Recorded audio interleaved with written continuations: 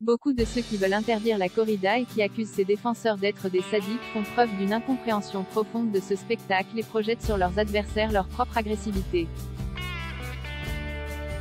La proposition de loi visant interdiction de la corrida sur le territoire a été reportée au calende grec.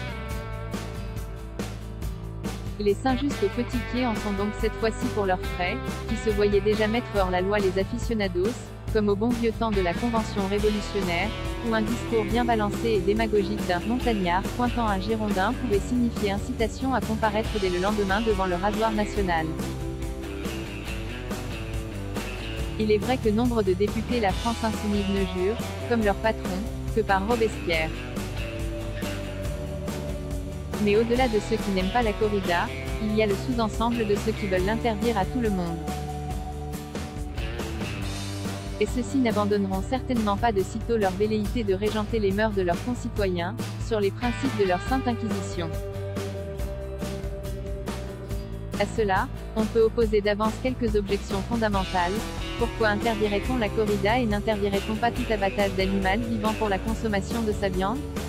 Ce qui se passe dans les abattoirs est, nous le savons tous, le plus souvent totalement sordide, dans des conditions de détresse, d'angoisse et de souffrance qui sont totalement insupportables à regarder lorsque des images nous en parviennent.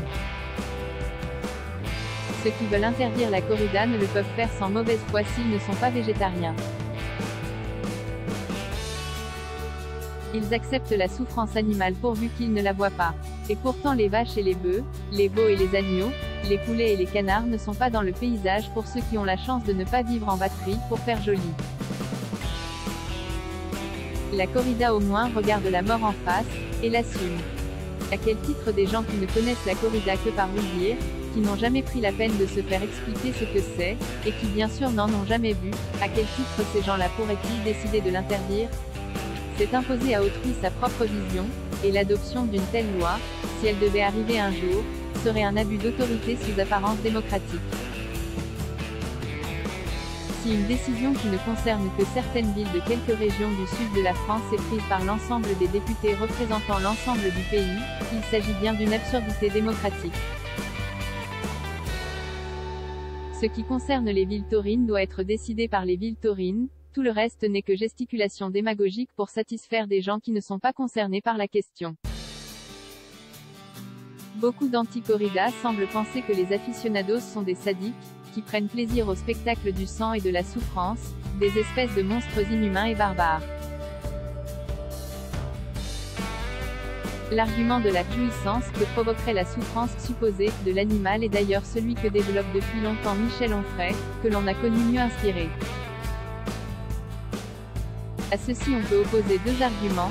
Les portraits que l'on peut entendre de la part des antis sur ce que sont les pros démontrent une absence totale de connaissance de la psychologie et de la personnalité des aficionados. Nul besoin d'être fin psychologue pour comprendre que les antis projettent dans l'âme des pros un sadisme fantasmé qui ne peut être que celui dont, croient-ils, eux-mêmes jouiraient devant le spectacle taurin. En véritables inquisiteurs, ils veulent mettre à l'index ce qui, dans leur imaginaire, est objet de tentation. Enfin, terminons en faisant remarquer que les insultes particulièrement menaçantes dont furent victimes les personnalités qui se positionnent pour reflètent de la part de ceux qui les profèrent un niveau de violence latente, d'agressivité irrépressible, de pulsion guerrière dont le sadisme sous-jacent n'a rien à envier à celui qu'ils supposent aux aficionados.